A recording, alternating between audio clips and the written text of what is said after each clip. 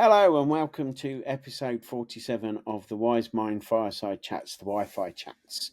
Joined as normal by Erika, Gabby Sheshlock and Brett Corcoran. And in this episode, I mentioned in the last episode that the 80s weren't so great, at least for me. And we've had a little bit of a stroll down reminiscence lane, and we brought up things like making mixtapes.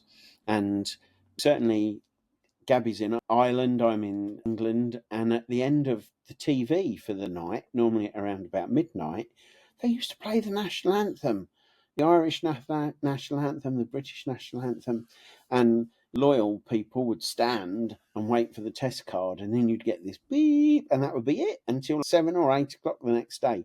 So all of these things that are meaningless to the younger generation, what are we losing generationally, and particularly what are your fond reminiscences of things from, I don't know, looking at our age group, probably the 70s through to the noughties? I'm just going to carry that through with the TV ending, because here we used to get, I don't remember if it was the national anthem, but it definitely would be squiggly lines. It was just like dead TV. Poltergeist was coming. The end of no more TV viewing for you tonight. That's it. But more to that, it was back in the day, if you were a fan of a show, if you weren't back from the bathroom in time, there was no pause. There was no rewind. If you're not back by the end of the commercial, you're missing. And if you're not in front of the TV when it says it's going to start, you're missing your show. So there's none of that anymore. You can literally just on demand watch whatever you want when you want to. But I remember that used to be a thing. It was like, cool, everybody, come on, everybody ready? We're sitting watching. And if you went to the bathroom, people in the living room would be like, it's back, hurry up. And you have to jump over the couch to be there in time. Like, that was fun. Certainly, there are certain things that you just knew. My generation, if you say it's Friday, it's 5 o'clock, somebody will shout, it's Crackerjack. Same, Top of the Pops was like the music show. It was the one place in the week that you got to see the countdown of the TV's version of the radio's top 40. And that was Thursday, 7 o'clock for my entire life. And then it just stopped. It was like, there's not enough interest in it anymore. You've stopped Top of the Pops?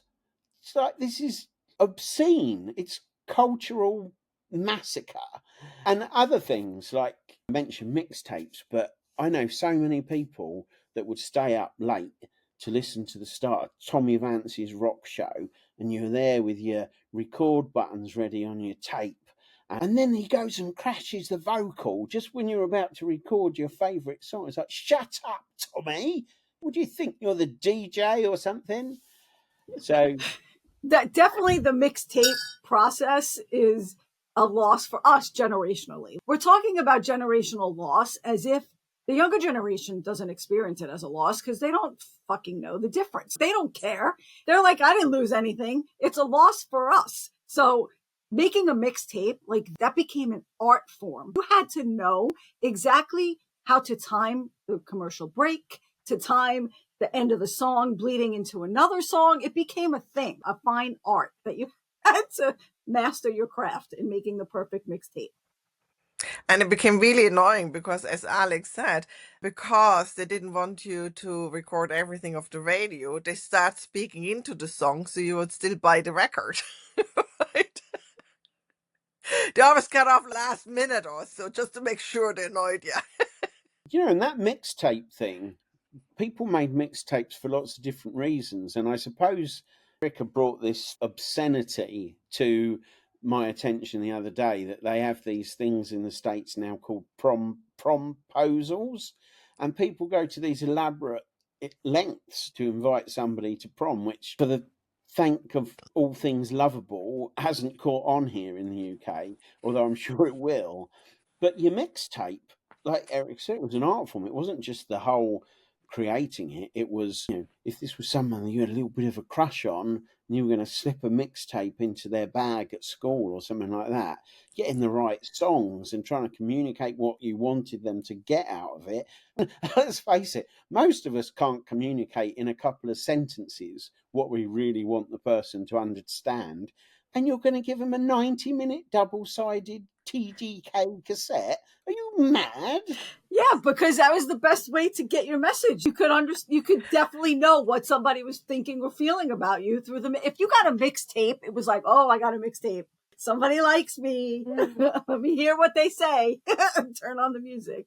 Oh, that's funny. You know what I really miss from the old days? Because we had no mobile phones and we couldn't really just text and say, have a talk. We actually had to go to our friends' houses and ring the doorbell and just walk in. Some people didn't even have the doors locked. So you just walked in and said, hi, blah. And you started to.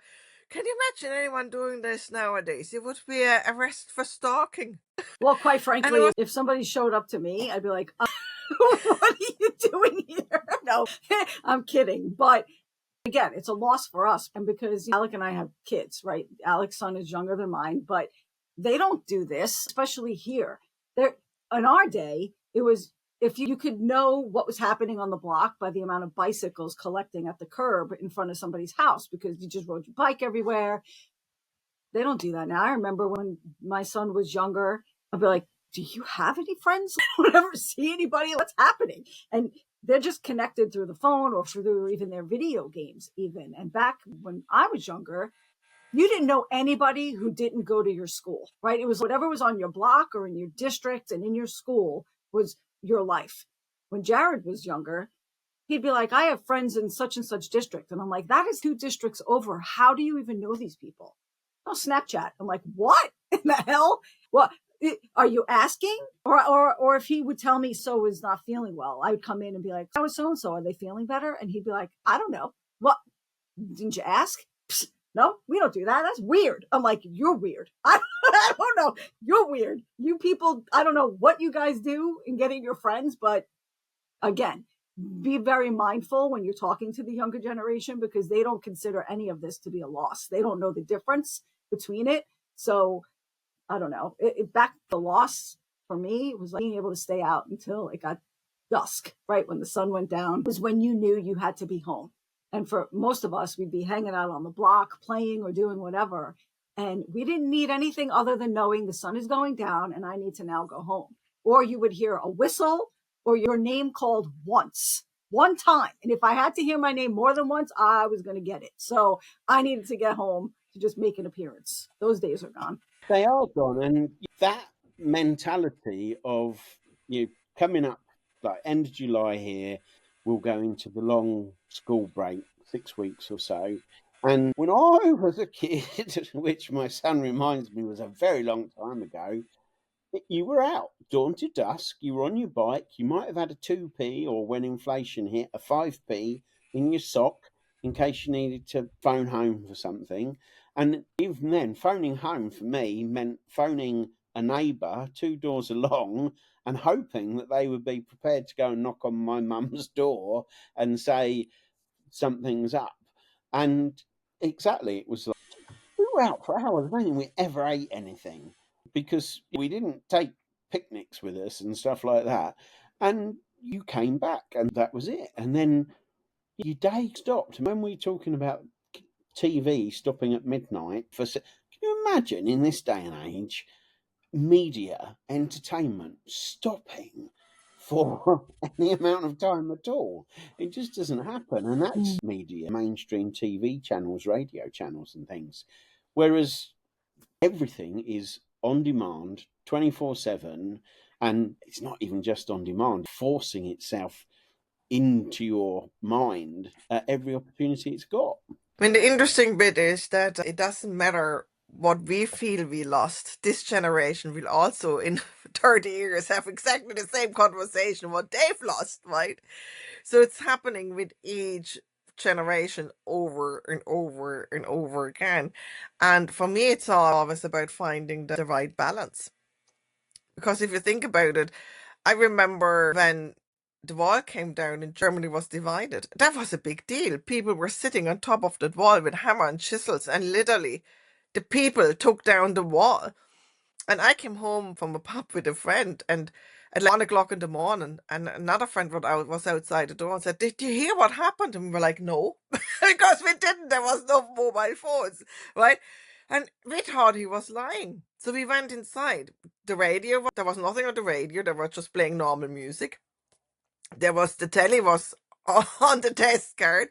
We literally had physically to wait until the next morning, 9 o'clock, for the first news bulletin to actually find out if he was lying or if he was telling the truth. Now, for that reason, I enjoy nowadays having access, right? It's convenient, it's handy, it's lovely.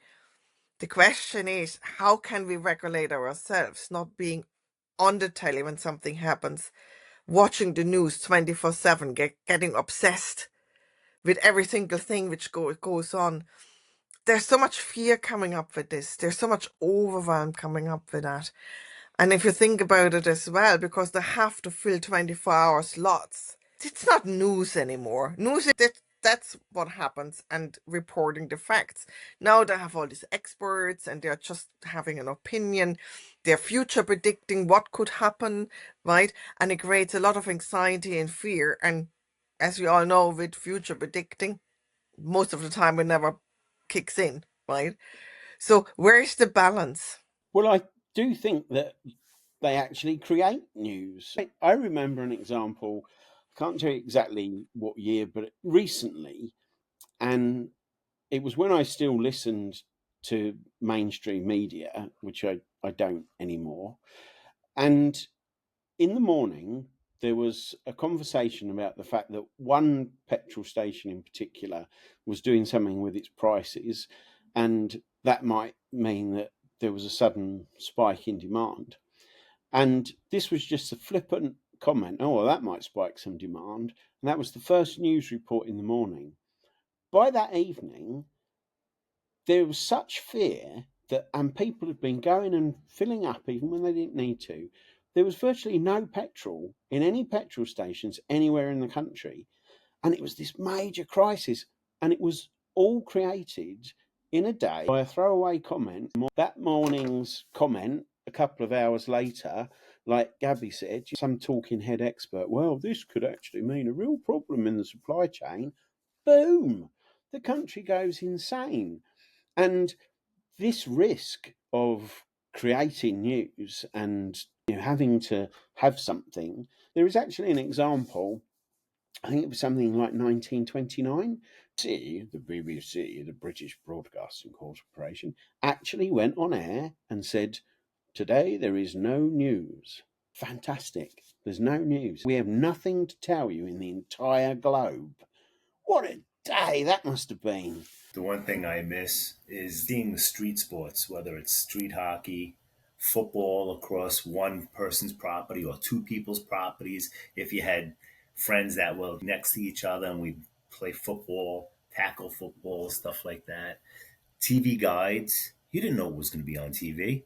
You had to go into the guide and you had to flip through it and be like, oh, in 2 days we're going to have, oh, it's on. This is the time it's going to be. And all of that stuff like that would come with the newspaper. I think the newspaper's almost done.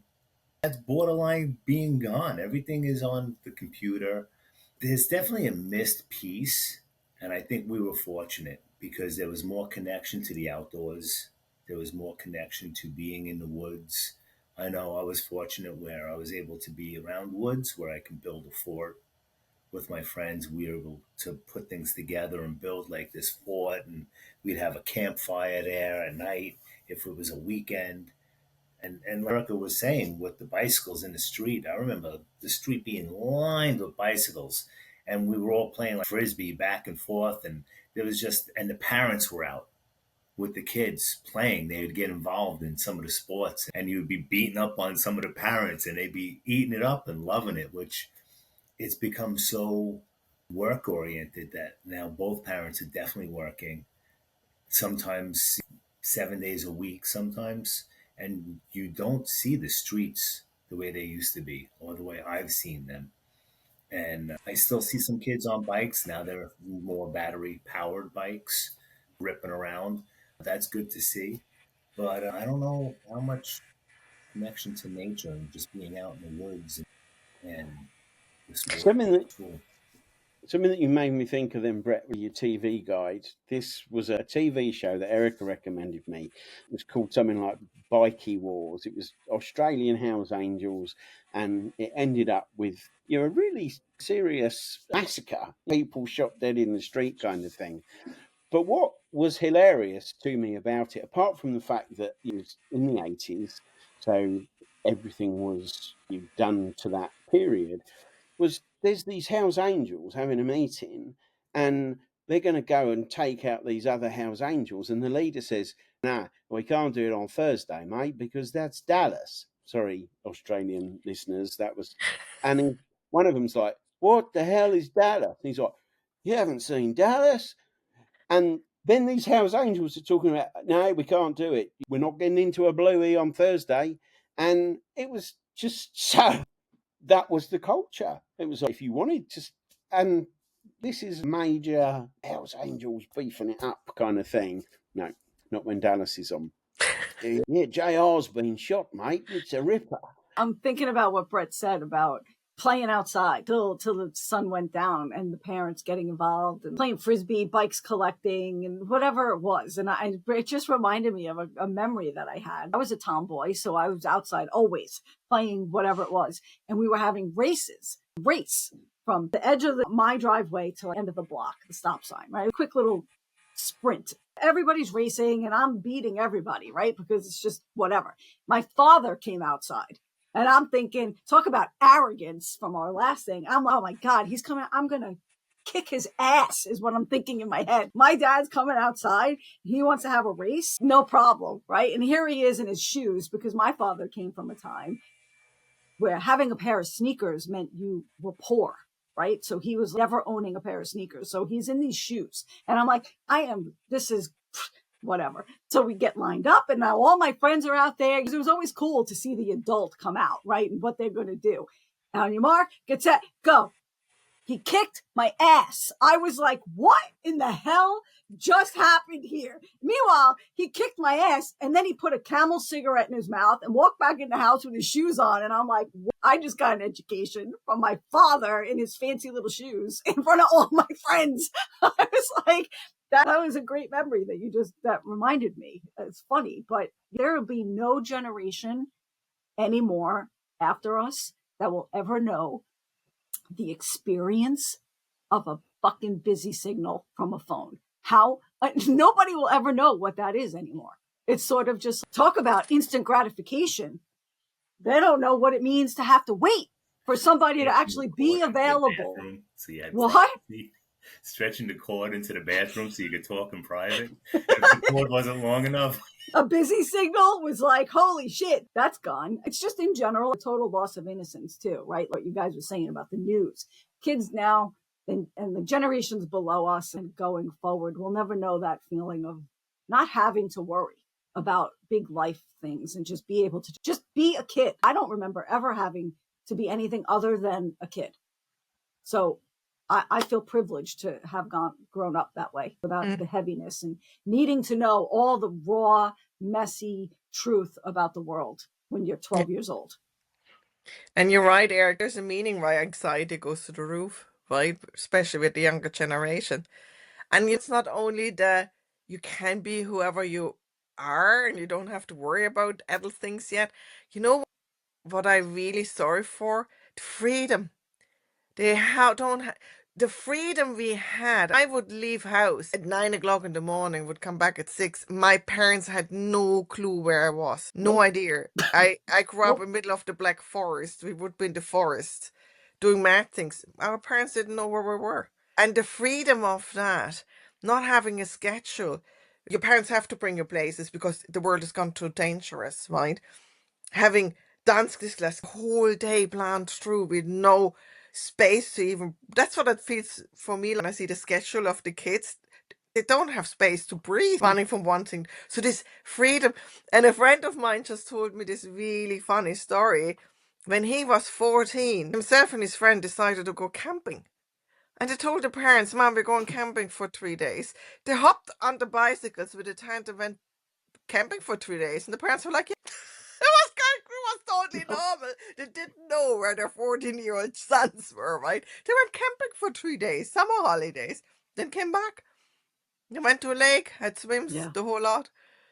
I mean, if any parent would do nowadays, would let their 14-year-olds go camping, I think the neighbours, if they would hear about that, they would ring the police and they would be arrested for neglect. It's true. So these are things that we're recognizing that are missing, right, from generations below us and to come. But like I said, they don't know the difference, but we can see it as being, never mind losing out on how glorious it was to just be able to do your thing. It is. Their anxiety is through the roof more than ours ever were when compared to their age. But again, I think everybody should have to experience a busy signal, God damn it, because you learn quickly. You're not going to get everything you want just because you think you need to at that moment. You have to wait sometimes for things to come. They don't know that concept at all because they don't know a busy signal. There's always access to something all the time. The confidence which it builds as well if you're not watched all the time. The resilience you build. Because it's not just the freedom that we had, it was the inherent trust. And we were talking about community. There was the older kid, the one that naturally took the lead. And when you look back on certain books, movies, TV at the moment, they are nostalgic. And this has been around for a long time. You think of Stephen King and It, E.T. as another one, Stranger Things, set in a time where kids had ventured out, and some nasty things happened, but for the most part, we dealt with it. We came home, we built some resilience, we learned trust. I think started off with a kind of light-hearted, what are generations losing, and actually we've come round to quite a sober point, which is that, like Erika just said, younger generations have huge amounts of anxiety, which we didn't have because we had connection with other kids, we had leadership from slightly older kids, we had community, and we had the time and the opportunity to build confidence and resilience and all of those things that went with it. So you can find the depth in any conversation if you tap into what is behind it as well. I would like to say, for all of you that are listening, maybe we're not going to refer to it as the best thing to do, because if your kid is riding his bike outside, he might meet a clown in the sewer, and we don't need that to be happening because that's scary.